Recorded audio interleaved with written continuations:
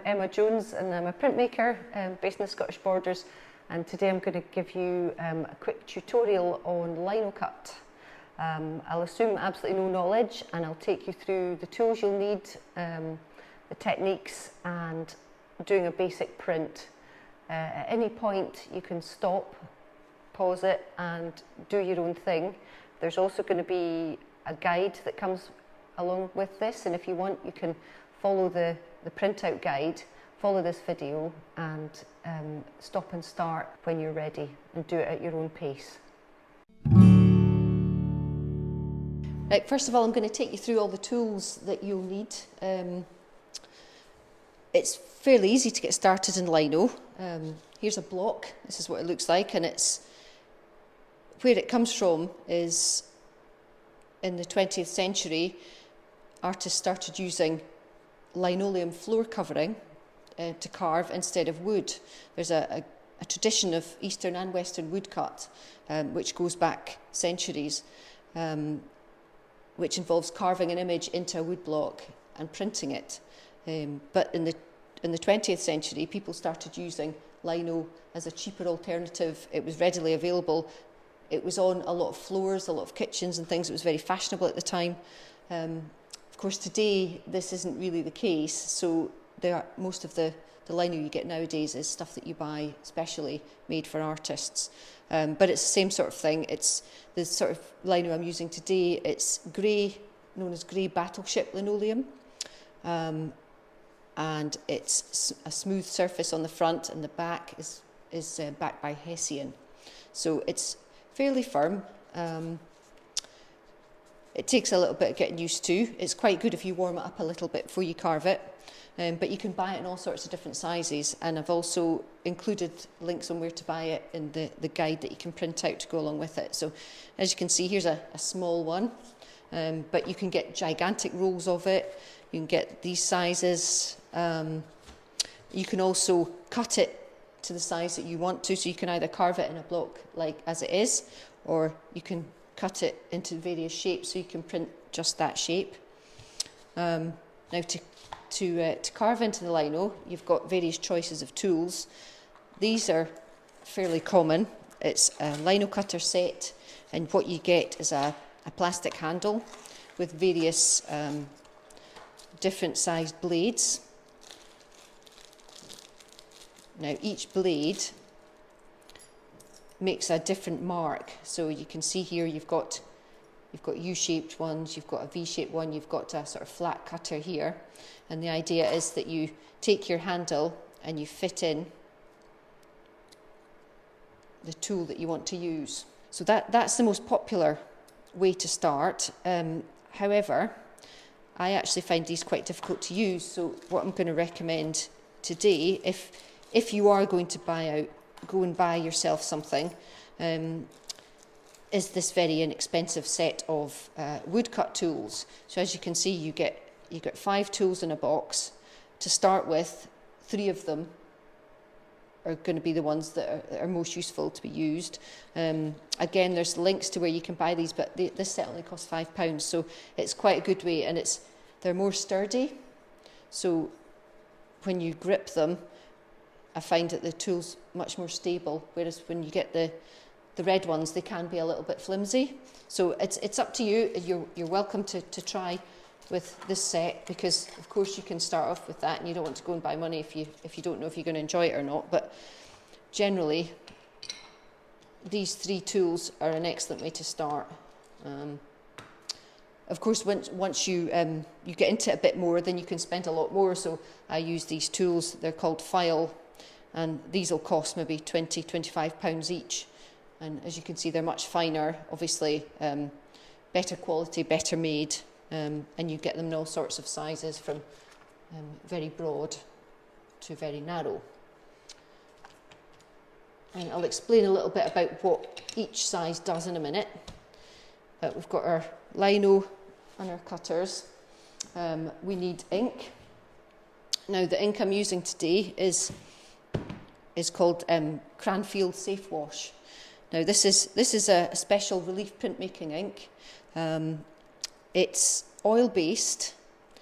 Oil-based ink tends to be better in terms of the richness of colour and the longevity, but it actually cleans up with water, so it means it's a great choice for using at home, because it means you can just clean it up with a rag. I use like old socks and things, so a rag, washing up liquid.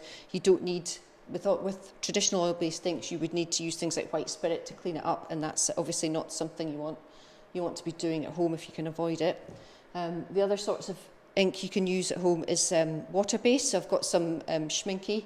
This is called Lino ink, and this is quite nice. This is a water-based ink, so again, it's something that you can clean up easily at home. Now, to apply the ink, you'll need a roller. Rollers come in various shapes and sizes. The red ones are the hardest rubber. The blue ones tend to be slightly softer, and this is the blue ones are the ones that I would recommend you to start with, because they're generally better at evenly applying the ink.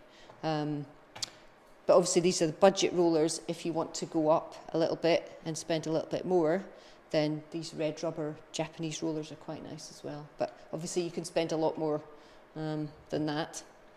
I'm quite often asked, can we just use acrylic paint or oil paint? And the answer is that probably no, because acrylic paint dries so quickly that if you were to roll it or apply it onto lino, then it would start to dry off and dry in before you even print it. So generally you're better off going for a relief ink if you can. What we're doing is we're getting the lino and we're rolling ink onto it. We're getting some paper, and then we put the paper onto the top of the lino, transferring the ink. And to transfer the ink, we can use either a spoon, a wooden spoon, or a metal spoon is fine to apply. And again, I'll take you through the process. You can even use the back of your hand. That can be quite good as well. Or one of these little things, which is, again, these are only sort of £3 or £4. This is called a baron. It's a little Japanese tool, and it's compact disc with bamboo, and you can grab the back of the bamboo like that and use that to apply pressure to the back of the print to transfer the ink over. Right, I'm going to go through carving a piece of lino. The 3 tools that I'm going to use here are going to make different sets of marks. So what we have here in this set is a very wide U-gouge, this is called. So this clears areas and it makes more sort of even marks through the lino. We've also got a V-gouge, which you can see is sort of sharp. So this is good for carving around things and also for making very thin lines. So I'm going to do a very thin line across here. And we've got the broader U-gouge here, which is good if you're clearing a lot of areas around the lino, then this is good. Now, one thing that I have included in the guide, it's a list of the sort of marks that you can make. What I would recommend doing before you try and carve anything recognisable is to just have a play with some mark making in the lino. So try out doing some little dots, for example. Use the different tools and see what you can do with them to gouge bits out, to do carve deep and shallow, and just to see what sort of marks you can make. Now you'll notice that I'm holding the tools. I've always got the hand that I'm not carving with, I've always got this behind. I'm using this to steady the lino. Now obviously if you put your hand there and you slip, you're going to go straight into that side of your finger. So obviously it's really important, especially when you're beginning, you've got to stop all the time and just say to yourself, have I got my hand behind? This is one of the most common mistakes that people make in the beginning. Have I got my other hand behind the carving hand. So I'm going to hold it with my finger really near the blade, the tip of the blade, so it gives me extra control.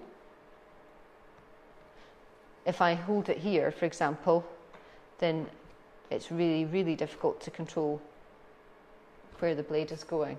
So always remember, hold it as far down as you can, take your time. You're going to encounter the resistance from the lino, so just sort of relax a little bit and move it through. And take your time to get familiar with the tools before you try and do anything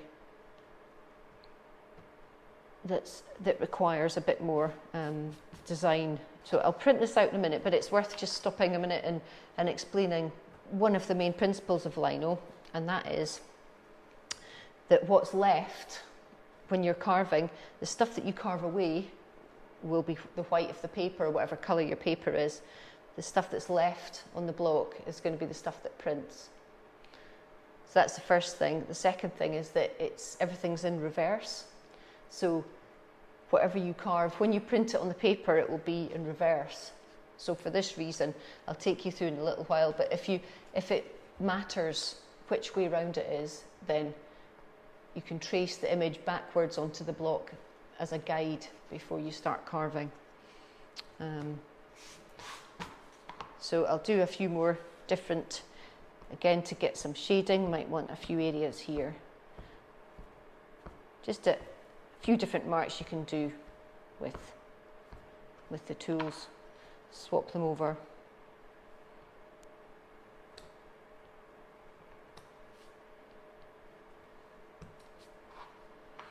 Again, you can pause the video at any point,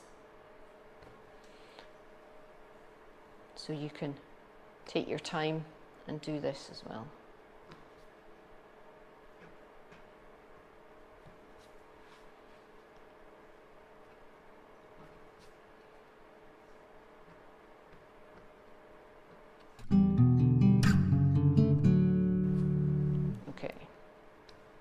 Right, I think this is enough for now. So we've got just a series of random marks. So what I'll do is I'll roll a little bit of ink. So I'll use a bit of black here. I'm going to squeeze it evenly across like this.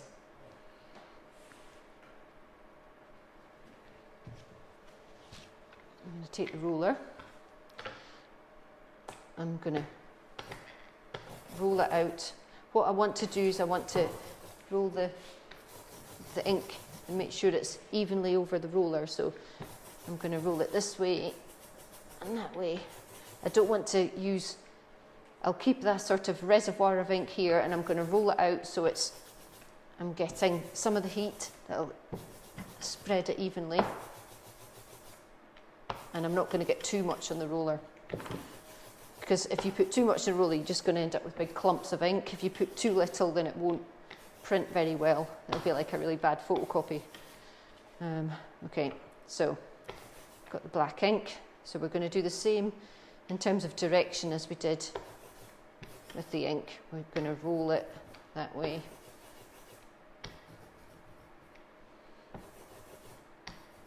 Now you can see the marks in the lino. Again, we want it to be sort of glistening, if you like. We don't want it to be gloopy, but we want to see the sheen of the ink. And you can see, I can see in the light, I don't know if you can see at home, but there's a sort of sheen. It looks fairly even. What I'm going to do is I'm going to put paper on top, and I'll use this metal spoon just to rub it really evenly. So try and hold it steady with one hand, and make sure that you rub the back of the whole print.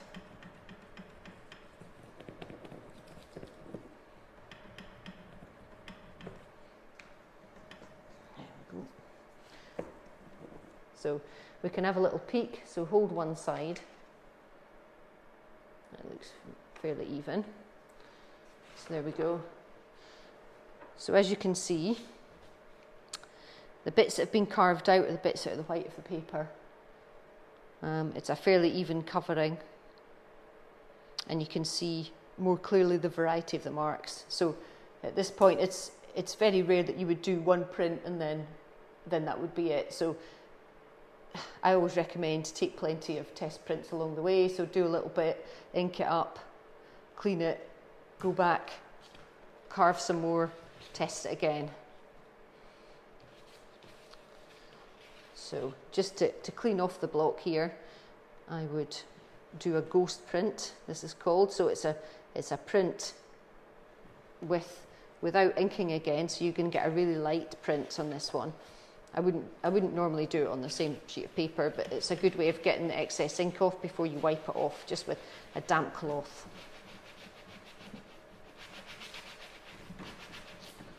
I'm using the Baron this time, and again, it's a lot easier to print in the Baron because you've got this very flat, even surface, whereas the spoon, you're having to do a little bit more work to get it to cover the whole block here. Right, so there's what we call the ghost print, so that's a lot lighter. But as you see, you're still getting a fair amount of ink off there. Okay, I'm going to take you through putting a design onto the lino. So it's fair enough making random marks, but if you want to actually draw something and transfer it, then I'm just going to take you through. This is going to be really simple. I'm just going to do a very simple shape, but it's going to give you an idea of the process. So I've got a very small piece of lino here, and I'm going to draw around it onto this piece of paper so my sketch fits in nicely. Okay, so what I'm going to do is I'm going to make a drawing on here. So for this example, I'm going to draw a star. And I know you probably wouldn't have to draw a star out and then trace it on, but this is just for the sake of simplicity. So here we go. There's a nice star with maybe some trailing bits here. Okay, so what I would do is take a piece of tracing paper, and I'm going to trace the star onto the tracing paper.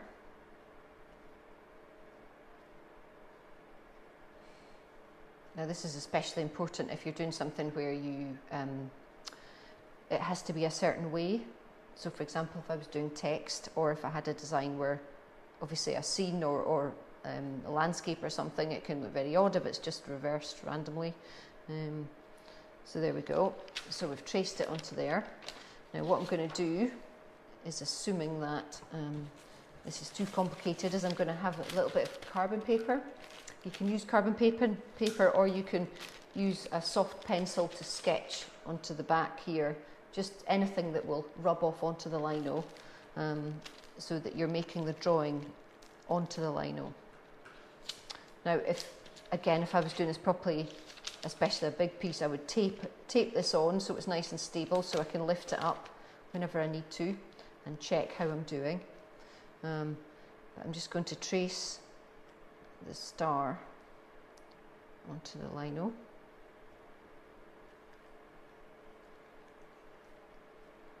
There we go.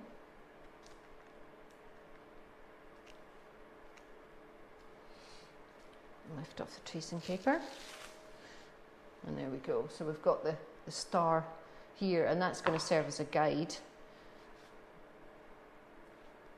to carve around.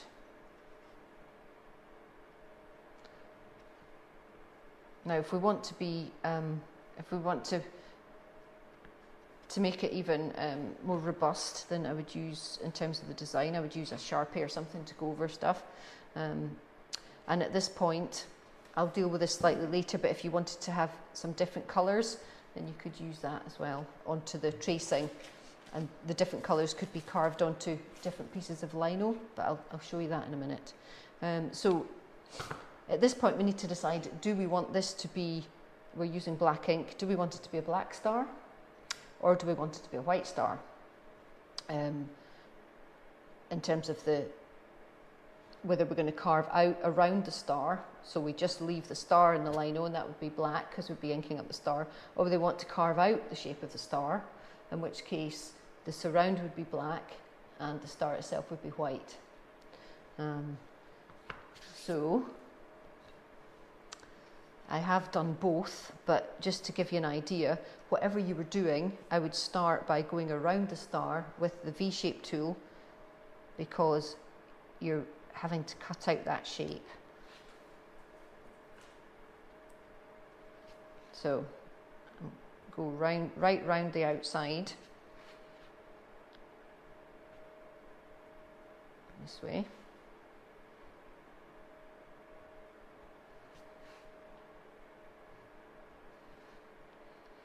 And this is serving as a guide for you.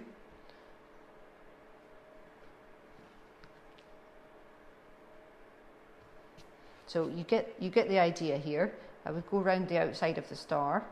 Now at this point, depending on whether you wanted a black star or a white star, then you can either clear away from the star, which will leave you with a black star,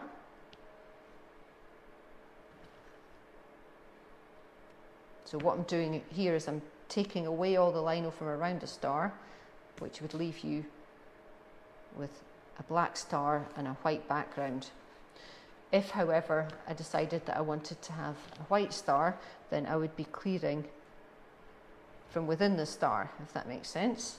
So I would leave the background, and the background would be black. Now, what I've done, because time is limited, is I've carved out 2 stars. With this one, as you can see, I've done it in Sharpie, but when I ink up this star, we will get a black star and a white background. If I ink up this one, then it's going to be the opposite. So what I've done with this one, I've left a few random marks in the lino, so it will be a white star but with a few marks on it. So we'll ink them both up and we'll see what they look like. In terms of paper, just before I print this quickly, you can use most paper for lino, but it's better if it's kind of thinner. The paper I'm using here is a Japanese style paper, which is quite strong. It's called Hosho.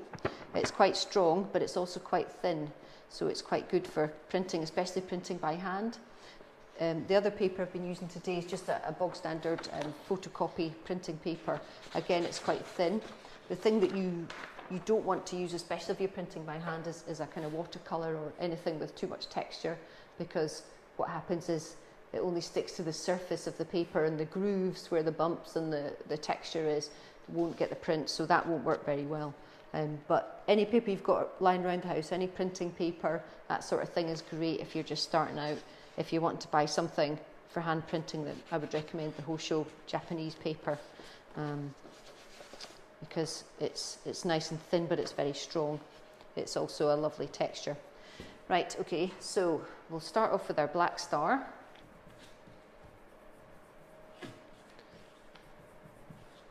You can see some of the grooves in the lino are actually picking up some of the ink, so that's the sort of thing, either you can say, wow, that's lovely, that adds to the texture and atmosphere, or you can go, oh, I don't like that, and you can carve it away before you print it next time. Okay, right, so I'll put our black star up here. It's a wee bit wonky, but never mind. Just going to rub it with the Baron. And you can start to see, because the paper is nice and thin, you can actually start to see the shape of the star coming through.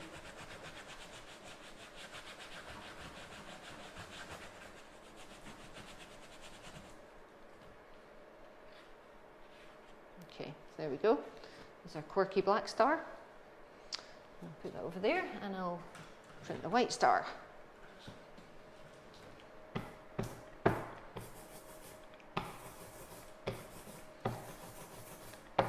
Roll the ink. Again, bring in the ink from the well gradually, so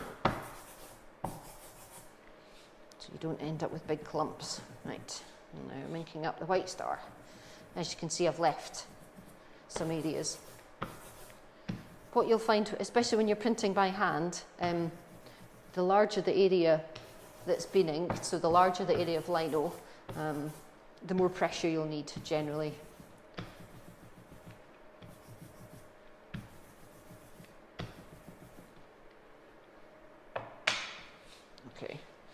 put it that way up, so I'll put it below my black star there.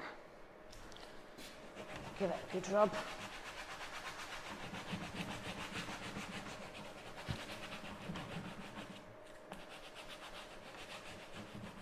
Inky fingers are getting everywhere. Okay, and have a wee peek. Nearly there.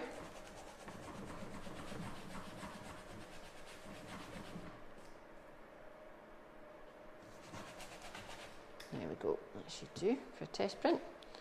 So there we go, there's the two different approaches. So the bottom one is where we've carved out the star, and the top one is where we've carved around the star.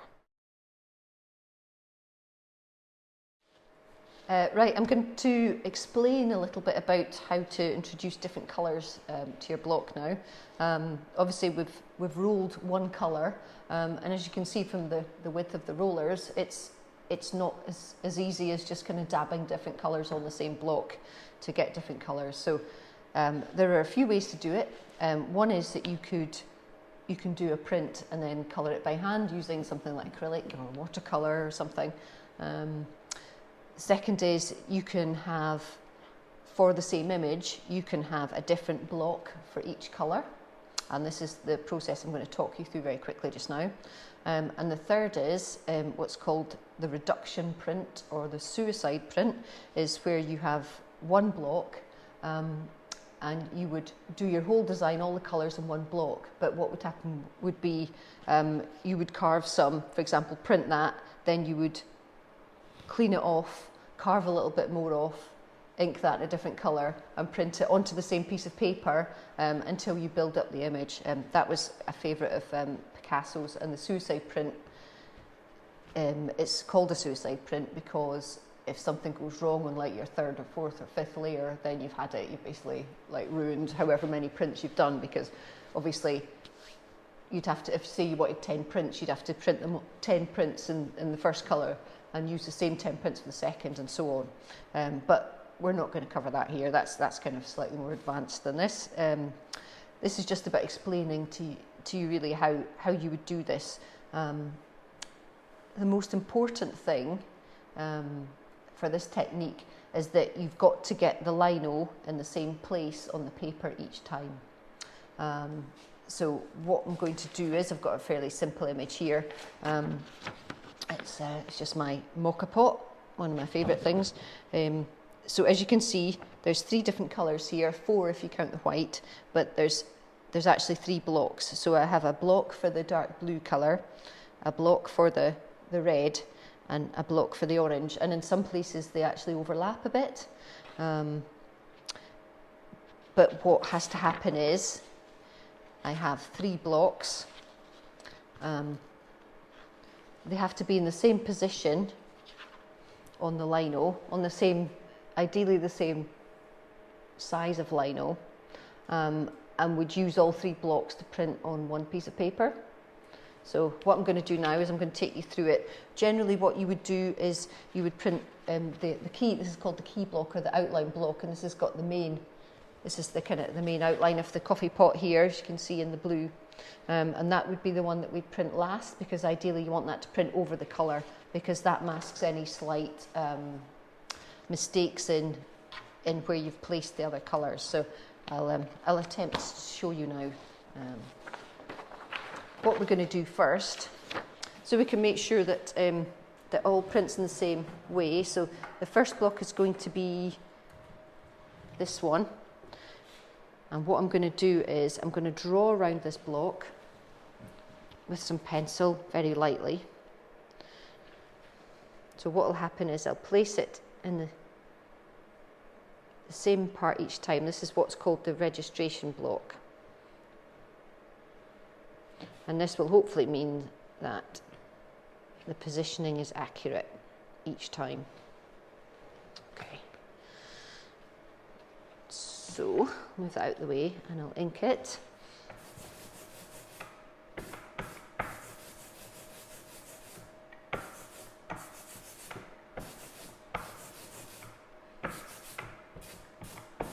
This it's a kind of magenta colour. Make sure we've got it even. Okay, that looks about right. And we're just going to ink up the block, making sure we've got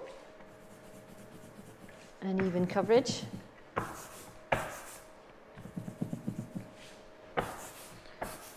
That sounds good. If it's that's that kind of sound you're wanting to aim for when you're rolling the ink. Right, okay. So we're going to place this on our registration sheet here. And what we have here is some paper that's the same size as the registration sheet. Okay, so we're going to line it up here. Again, you can actually tape it down, which would be a better idea. Right, and we're going to transfer the red. Now, ideally, with this, you would want to wait a little while so that ink has dried off a little bit. But for the demonstration purposes, I'm just going to slap on all three colours, one after the other.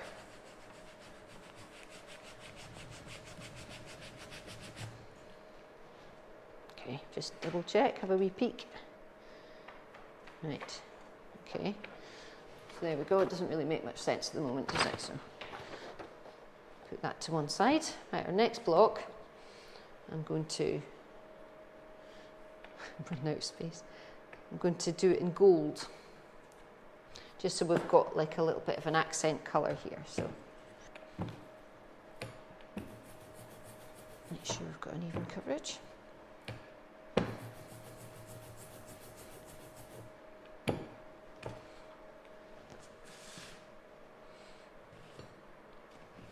Okay, right, there's our second colour. I'm going to pop that on there. Now I'm going to even this up.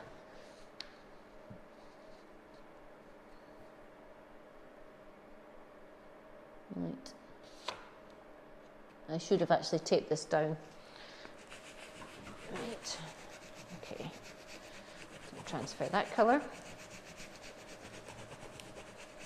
So you can see if I taped it down, it would be kind of like an open-close system. So the tape would go on the corners there, and you could open it up and keep it in the same position. You can see there what's happened. So we've got the second colour there, so we've got a sort of slightly gold accent there for that one. And now we're going to print the key block, and this is the block that will make sense and bring the whole thing together. It's the kind of outline, if you like, to give it some form.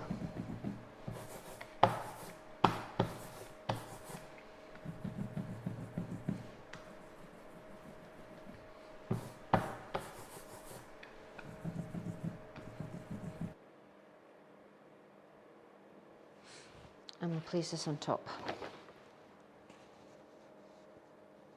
Make sure we get the corners matched up.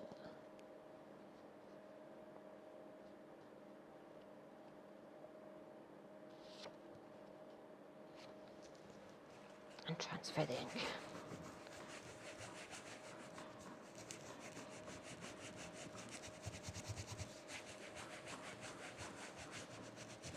There we go.